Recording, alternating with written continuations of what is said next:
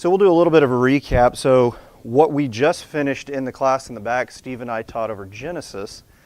And so we kind of had a couple lessons from there that I really enjoyed. And if you were here Sunday, Steve preached over the exact same thing that I was teaching over. That was, I had picked first what I was teaching over. So I tried to kind of stay away from what his lesson was covering, which was Lot's wife and a glance that cost eternity was what his lesson was. So appreciated that. So we won't spend a lot of time, specifically on that, but we'll be finishing up the last part of that lesson. So to kind of give you a recap and what we're talking about, the lesson is over Lot and Abraham, but we wanted to kind of have a theme that goes with that since this is just a standalone lesson.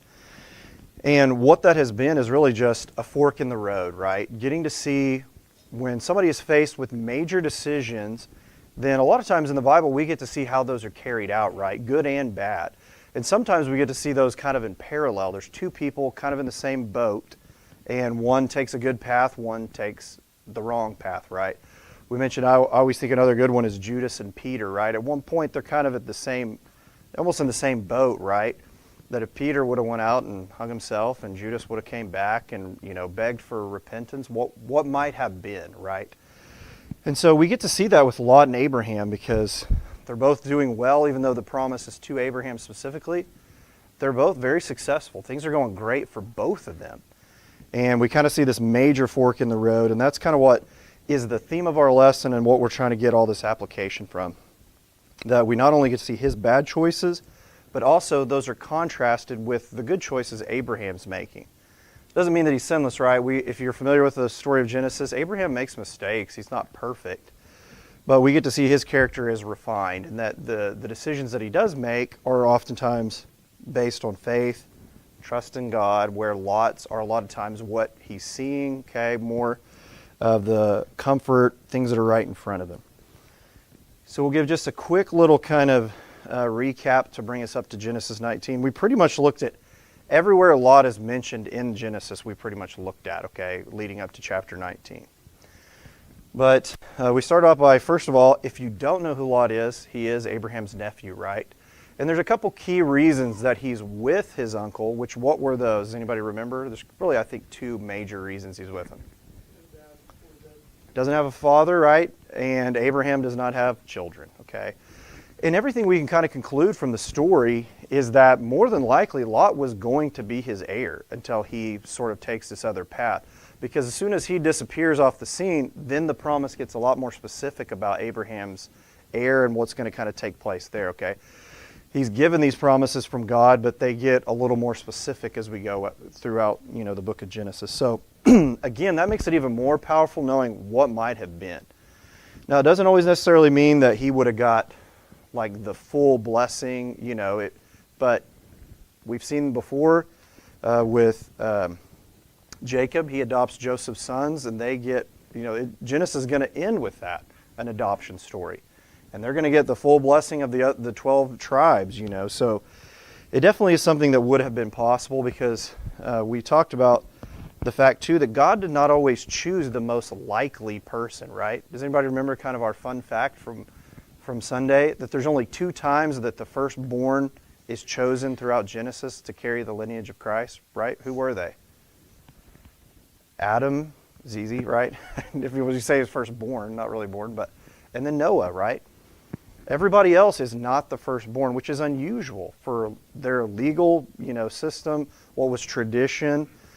Typically, it's the firstborn son, right, is going to get the full inheritance. So we get to see that throughout the story of Genesis, that it's not always the most likely person. So Lot could have had, a lot of really good things in the end, promised to him until he makes this decision. So that brought us up to chapter 11 and chapter 12. We see things are still going really good. And then chapter 13 is where they have this division, right? So they're doing so well that they have to separate, And so Abraham, he gives this kind of faith-filled decision and just says, if you take the left, I'll take the right, right? We talked about how faith gives him the freedom to be generous, was one of kind of the phrases that we talked about a little bit on Sunday. And then we see this awesome contrast between faith and sight. And where they're going to end up, Lot ends up with his tents near Sodom, and Abraham's back at the altar. Okay, so we even see in contrast kind of this distinction of where they end up. And then chapter 14 is kind of one that's overlooked a lot of times. And this is the first kind of trouble that he gets into, right? What happens to him? As soon as he leaves, right? What goes on in chapter 14 that happens to Lot? Before Sodom and all this stuff really that we're going to read about tonight. He gets involved in the War of Kings, right? And there's all these kings from that area. And he gets captured. And Abraham has to go with these 318 trained soldiers, go in, and people die to bring him back, essentially. Should have been the first major wake-up call, right? You would think. It's kind of what we talked about. But sadly, it is not. So things are going to get way worse for him, right, if you don't know. And that kind of brought us up to where we're going to be tonight, which is Genesis chapter 18, and kind of seeing where Abraham's going to intercede for them, and then the destruction of Sodom, of course, and Gomorrah is in chapter 19. Okay, before we get into the lesson tonight, Shelton, would you want to lead us in a quick opening prayer, and then we'll get started? Our Father in heaven, we're thankful for this day that you've blessed us with. We're thankful for another opportunity that we've had to go out into the world and to live out our lives with the opportunities to shine your light on those around us. And we pray for more of those opportunities every day to get to teach people about your word. Father, we're so thankful for the times that we've set aside to assemble here together. We're thankful for all of the men and women of our number that are capable teachers. We pray that you be with them tonight and as they go through their classes this quarter, that it would be beneficial to not only them but also the students. Father, we ask that as we open your word in this class tonight, that we would glean from it the things that you intended for us to learn, that we would remove any notions we might have in our minds, that we would let the word of truth speak to us, and that we could apply it to our lives to be better servants of you. We're most thankful for all the many spiritual blessings that we have in Christ. And it's in his name we pray. Amen. Thank you, Shelton. Okay, so chapter 18, if you want to turn there, Genesis chapter 18 in your Bibles, we'll kind of skim through a few things here till we get to chapter 19. In chapter 19, we're going to read most of that, so if you want to kind of be prepared there. So another point that we really kind of concluded with too on Sunday is that how much Abraham loved Lot, right? You see that throughout the story where he gives him freedom over, the promise was not specifically to Lot. He didn't have to say, hey, you pick wherever you want to go. He didn't have to do that. He could have told him what to do, stop fighting, whatever that may be. He didn't have to go rescue him when he gets caught up in this war.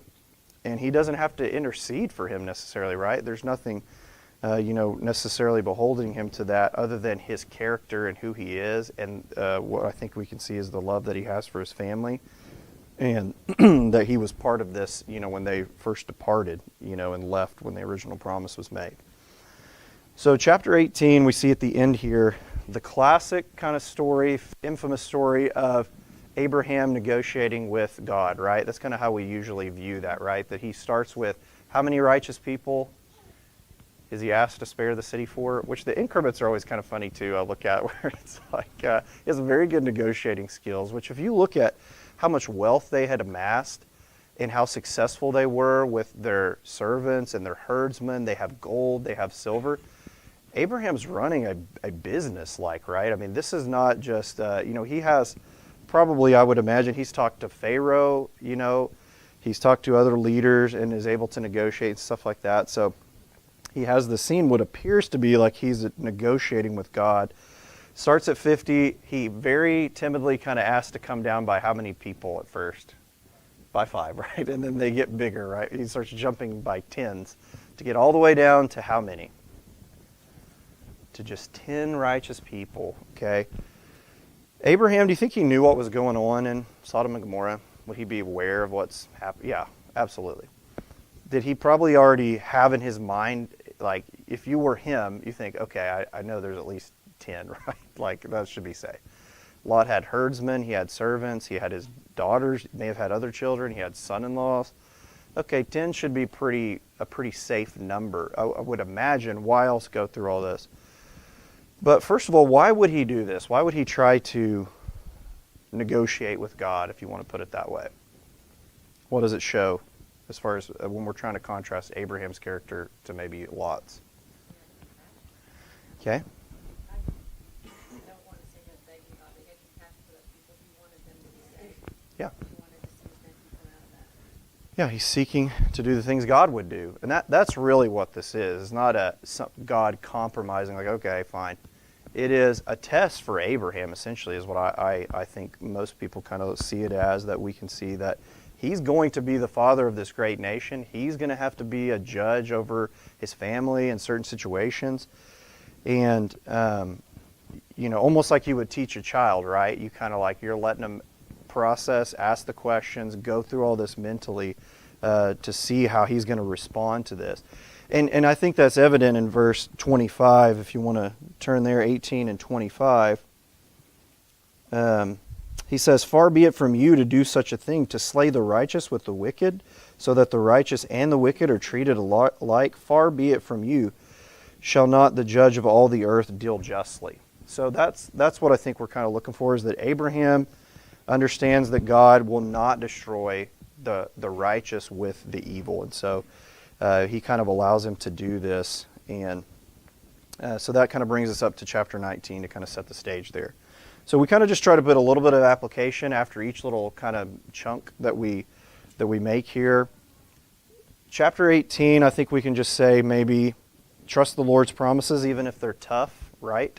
This would have to be hard to hear for Abraham. I don't know that he cared about a lot of people in Sodom and Gomorrah, but he had family there, right? And he did care. So this had to be a tough decision hearing this. And we know at the conclusion, he's going to wake up early in the morning and go out to look and see what happens, right? He can see the destruction, that this was obviously something that he cared about. And so sometimes those are tough, but we have to trust in the Lord, and that's what we see with Abraham and throughout most of Genesis that he does. There are times he wavers, but by and large, he trusts in the Lord's promises. Okay, so setting the stage kind of for chapter 19 here is what the bulk of what we're going to be talking about tonight is going to be in. And when you look at chapter 19 is kind of unique in the sense that if you wanted to give like a theme for the book of Genesis, if you had to, that it's history of the chosen people. We see the Messianic line is through that, right? Very, very important parts of Genesis. But this chapter 19 really has nothing to do with either of those. It is kind of unique in that sense. So why is this included? Why would the original readers need to see this? Why would we still need to see this today? I think probably a couple things to teach the chosen people a lesson here, right? They see a very valuable lesson in what takes place of this kind of a final overthrow of the wicked here and deliverance of the righteous. So kind of a lot of important lessons that are going on here, especially about the progression of sin, which is going to be an application that we're going to make throughout a lot of this. So chapter 19, verse 1, this is where we want to kind of set the stage to check in with where Lot is now in our story, right? We've seen where he started. He's made his way here. Chapter 19, verse 1. Now the two angels came to Sodom in the evening as Lot was sitting in the gate of Sodom. When Lot saw them, he rose to meet them and bowed down with his face to the ground. So he's sitting at the gate now, right? Remember, where did he start? He started by having his tents just near the city, right? And then he's in the city. He gets caught up in this war. He's associated with these people and captured. And then, of course, now he's living there. He's with the city leaders. Some people you've heard might say, or I even used to really think of this as like he is like a city leader because he's at the gate. But we're going to see how the people of the town respond to him, how they treat him, how they talk to him. I think he's definitely, being at the city gate shows some sort of like acceptance, right? Maybe not necessarily prominence. It's a place where people would meet, elders would meet, legal matters were discussed, transactions are closed, bargains were made. It's really showing like, hey, he's a part of what's going on here. There's no hiding what he's doing. But I don't think he's like a respected leader of the city or anything like that we might draw from thinking that he's there at the city gate. So let's read verses 2 through 11. Does somebody want to read chapter 19, 2 through 11 to kind of set the stage for what's going on for the two angels that have came here? Go for it. through 11. 2 through 11. And he said, Now behold, my Lord, please turn aside into your servant's house, and spend the night, and wash your feet, and then you may rise early and go on your way. They said, however, No, but we shall spend the night in the square. Yet he urged them strongly, so they turned aside to him, and entered his house, and he prepared a feast for them, and baked unleavened bread, and they ate. Before they lay down, the men of the city, the men of Sodom, surrounded the house, both young and old, all the people from every quarter. And they called to Lot and said to him, Where are the men who came to you tonight? Bring them out to us, that we may have relations with them. But Lot went out to them at the doorway, and shut the door behind him, and said, Please, my brothers, do not act wickedly. Now behold, I have 2 daughters who have not had relations with man. Please let me bring them out to you, and do to them whatever you like. Only do nothing to these men, inasmuch as they have come under the shelter of my roof. But they said, Stand aside. Furthermore, they said, This one man is an alien, and already he is acting like a judge. Now we will treat you worse than him. So they pressed hard against Lot and came near to break the door. But the men reached out their hands and brought Lot into the house with them and shut the door. And they struck the men who were at the doorway of the house with blindness, both small and great, so that they wearied themselves trying to find the doorway. Okay, thank you, Larry. So if the original readers didn't already know what happened in Sodom, right, we maybe kind of grow up hearing about this story. It's truly revealed now, right? Like if you were just reading Genesis for the first time, you wouldn't really have insight to like what is really going on there, right, until right now, right? You see there's wickedness there. It says when Lot, had his tents there that they were exceedingly wicked, but we don't know what that means. This is a vivid, okay, now we get what's going on there. And think about how scary this would have been. I was telling you guys Sunday, I like to visualize these things in my mind, what they would have looked like. Dark. Did they have torches? They're trying to break the door down to get in, and his family's inside. And did he think he knew what was going to happen? Because originally they tried to stay in the city square, right? And he's like, no, you got to come to my house. So being hospitable was a big part of culture, which is probably why he invited them. But he had to know staying out in the city square is not a safe. What does that tell you about why are you there? If you can't it's safe. You can stay at the city square. You'll be fine. I'll see you in the morning. No, he insists that they stay there. He insists on it. But they're trying to break this door down at night. I'm sure they're screaming and yelling. It says every man of the town, young and old, which is even more scary. This is not just like a crowd. This is all the men. It paints a very vivid picture of the state of the morality of what's going on here. And then, of course, one of the saddest parts of this story, if you got kids, especially daughters, is that he offers his own daughters to this crowd, which not to just to a crowd, an angry mob, and seeking really just to avert sin with more sin. And again, we see, I think, what proves that he really wasn't like a city leader is they instantly turn on him, right? He says, this guy is not even from here. He's an alien already. He's trying to judge us, so we'll deal even more harshly with you than with these men. So how fickle and how quickly they're he was living there, and just one little thing not giving them what they wanted, and they're going to essentially do the same thing to him. Of course, the angels protect Lot, and they strike him with this blindness, which is kind of interesting. It's the same word here is used in other places in the Old Testament, in 2 Kings, where it was like they could see, but they were confused. It says struck them blind, but the word meant dazzled, They don't stop. That's even more terrifying. You think if they were struck to where they couldn't see, they would give up, but they're still trying to get in. Almost like this is like a zombie. It's like they're struggling and trying to get in the door, but they can't see what they're doing. Terrifying scene to envision. But they make it through the night.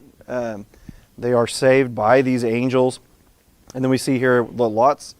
He's not going to leave again. How many wake-up calls? Okay, after that night, you'd be like, we're getting out as soon as we can see the daylight. Like, we're going to sneak out of here. He doesn't do that. Okay, we're going to see that he not only lingers, but he's going to negotiate too as well. Okay, 15, we'll jump down here a little bit.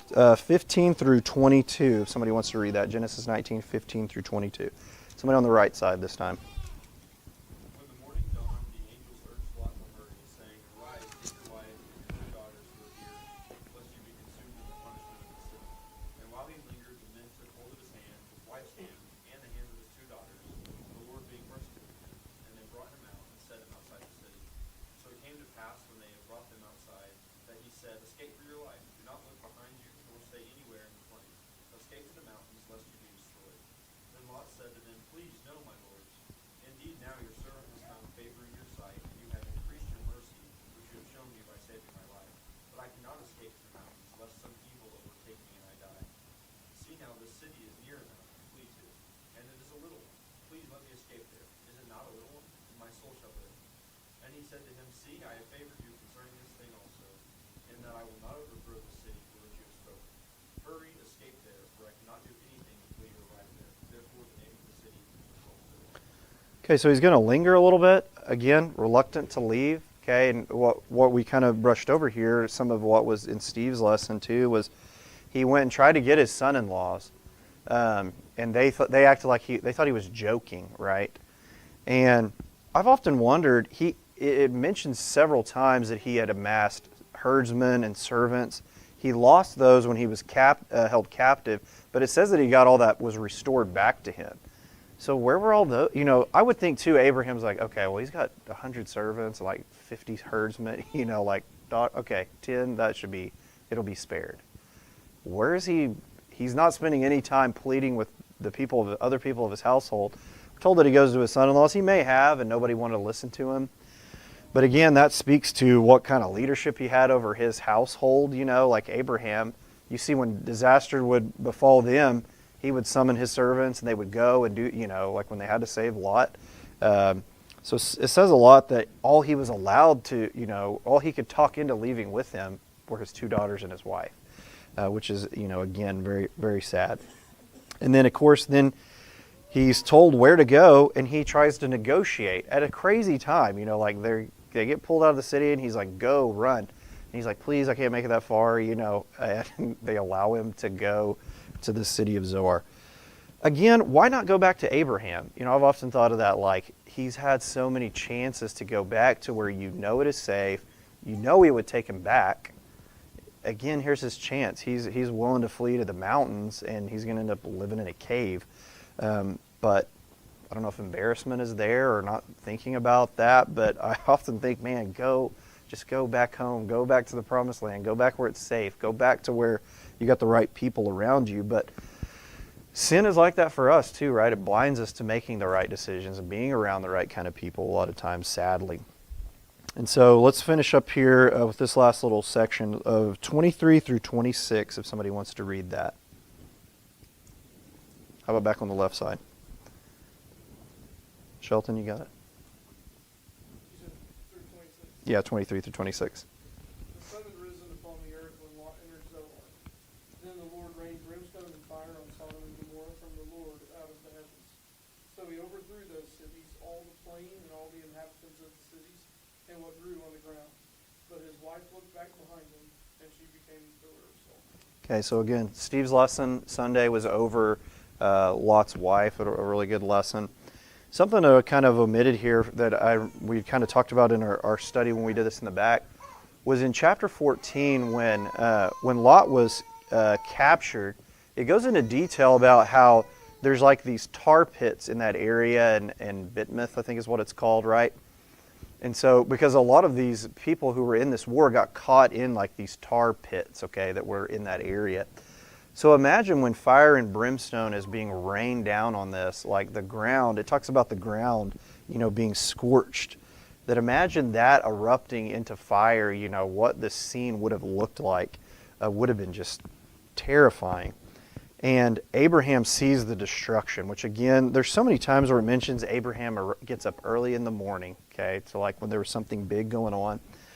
So in chapter 29, kind of in this area here, he had got up, In 27, when he got up early in the morning, he went to the place where he had stood before the Lord, and he looked down toward Sodom and Gomorrah and toward the land of the valley, and saw, and behold, the smoke of the land ascended like the smoke of a furnace. So you can imagine the stress and the worry of thinking, did Lot make it out? Like, was the city going to be spared? And you get up early and you walk out, and it's just black smoke rolling, on the horizon. So we get kind of, though, again, some insight into why Lot was saved in verse 29 here, though, that thus it came about when God destroyed the cities of the valley, and God remembered Abraham and sent Lot out of the midst of the overthrow when he overthrew the cities in which Lot lived. So, kind of summarizes the whole chapter and indicates Lot was spared for the sake of Abraham. Remember, all the blessings he had got was because he was with the right person. He was with his uncle whose promise had been made. And if he was with him, things were going great. He was excelling just like he was. And you often wonder, would have God have been as patient with him? Would he have saved him? I don't think so. It says he was saved. He remembered Abraham, and because of him, it was because of that Lot was saved. So, again, we see the love that he had for him and the compassion that he had for his nephew. Okay, so make a few applications here, and then we'll get into the portion here about Lot's daughter. So if you have any other application, you can throw that in here. Well, I have two things. I guess I never realized the angels didn't even scare him. I mean, the first chapter, it didn't even, I don't know, I never thought about it like that, but he's just like, oh, hey, it wasn't. We don't get a lot of insight into where he knew who they were at first, until, I'm sure, he eventually does, but, I guess he wasn't surprised is what I should say, because he does try to protect them and whatnot. But if two angels showed up on my doorstep, yeah. I would have not known about it. And if we would have had the time, we really could have contrasted with chapter 18, the beginning, when these same two angels and God come to Abraham. He's acting the same way. Even though he's the head of this household, it's just like a funny scene. It says he ran out and he got the goats and he runs in. He tells Sarah, he's like, make some bread. And then he runs back and he's like bowing down. That was how they treated sojourners anyway. But it isn't until a little bit further that we know for a fact that Abraham knew who they were. But we do see that from Lot, that he sees them assuming that he doesn't know they're angels. And he is like, no, you can't stay in the city square. Come stay with me. He cooks for them and, lets them wash. So, yeah, a lot is said about that. His hospitality. I think you can give him credit for that. But And I think about how you asked, how could he not go back to Abram? I think about the prodigal son. yeah, He was so afraid to go back. He didn't feel like he deserved it.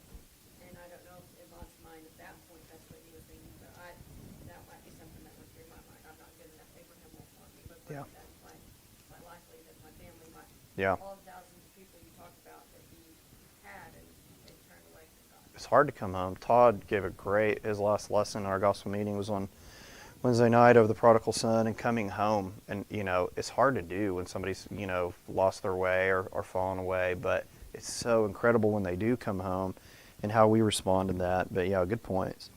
So some things I had was compromise rarely happens all at once. That's one of the biggest lessons I think we get from this, right? Is that we get to see the actual progression. It's scattered from chapter, 13 to here, but Lot didn't move into Sodom overnight, right? Where did he start? It was like looking at the valley, and he's like, oh, this is what's green, it's well watered, this is the better place. He takes it, there's nothing necessarily wrong about that. But when he is turning his back on the promised land and getting further away to where he's camping near there, then he gets caught up in the war, then he's in the city, then he's at the city gate, and now he doesn't want to leave. He's compromising and lingering. And so sin is just like that for us, right? You don't just wake up one day and you're just like fully engulfed in sin, right? It starts with a thought that lingers, right? Your eyes linger a little too long. It's something seems simple, right? A little decision. And that's one of the big lessons I think we want to take from this is that decisions are important, right? And so sin and worldliness, they enter into our lives in small degrees, right? Small compromises, friendships, right? Maybe you've been there, right? We can think back like, man, think about this one friend you did all the bad stuff with, right? When you were a kid, maybe, or a young adult. So that again is has how it enters into our life. Or having tolerances for things that we tell ourselves are not a big deal, right? That could very well be how it started for Lot. Like, well, it's not a big deal. This is, I'll still be here close. So sin is like that.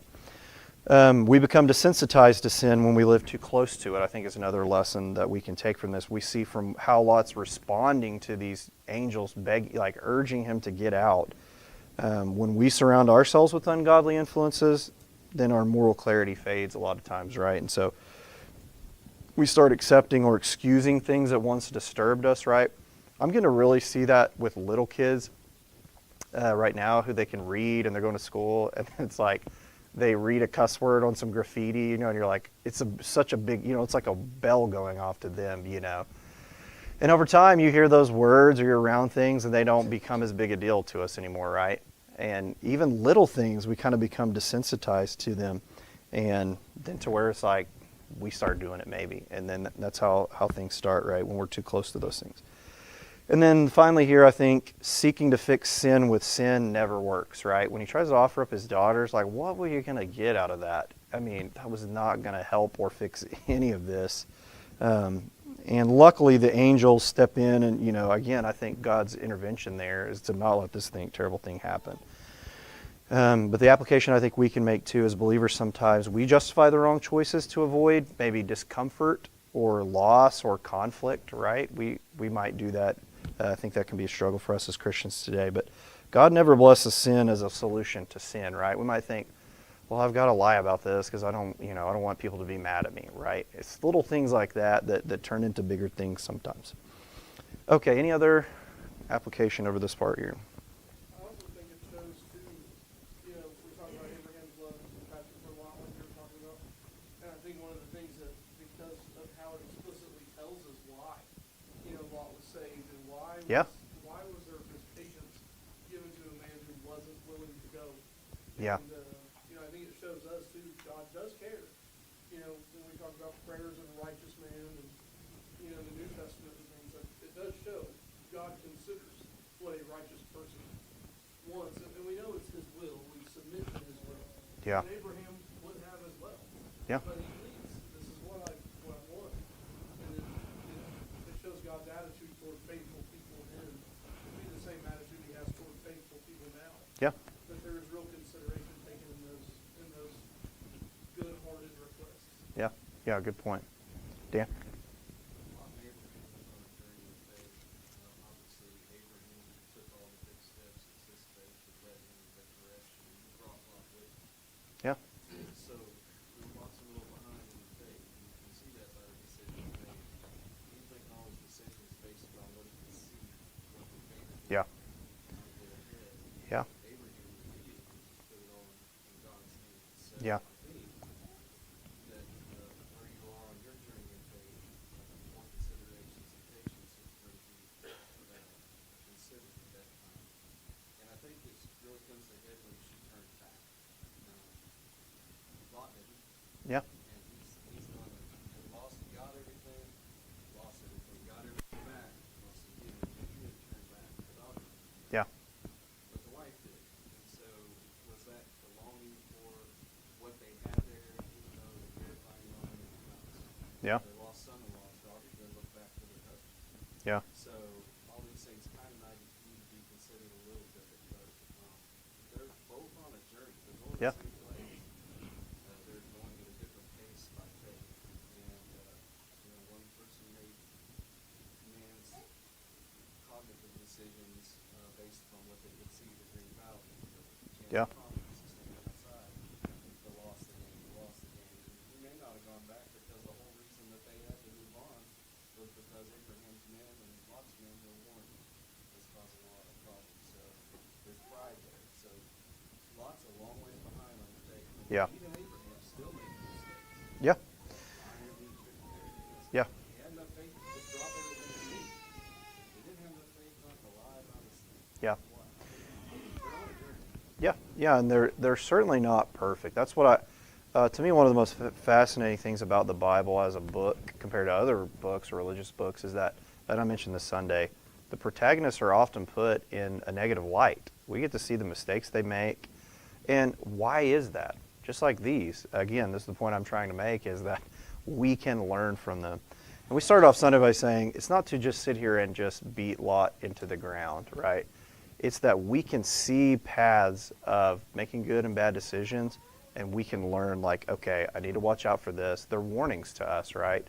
And I would not want my decisions on display. For, think about, sometimes you think about characters in the Bible, you're like, man, for the rest of like time, people are analyzing the things they did and said, it would be terrible to be some of those people. But what we get out of that is getting to learn, from these decisions.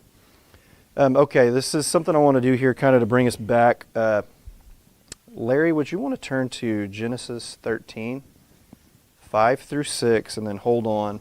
I want to read these back to back. Genesis 13, 5 through 6. Everybody else can say 19 if you want.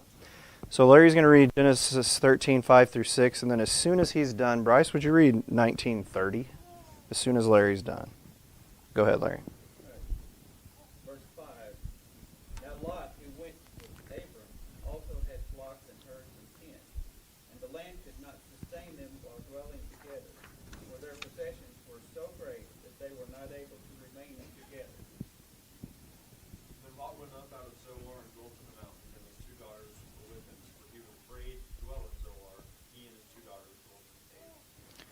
See where it started and look where it ends. It's such a sad end, tragic end to where he was, like all the things he had going for him, where they were, and we get to see this played out and where he ends up. And it's going to get even worse from here, right, of what's going to happen to him.